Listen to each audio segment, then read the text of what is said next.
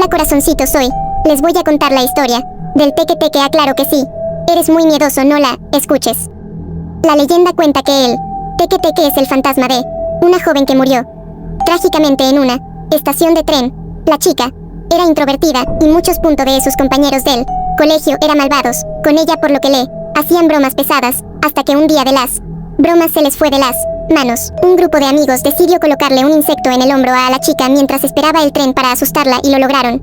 Cuando lo vio, comenzó a saltar para quitárselo y acabó cayendo sobre las vías del tren, que posteriormente la atropelló y descuartizó a la mitad. Los amigos estaban tan ocupados riéndose de su broma que no notaron que el tren se acercaba, y para cuando lo hicieron ya era muy tarde.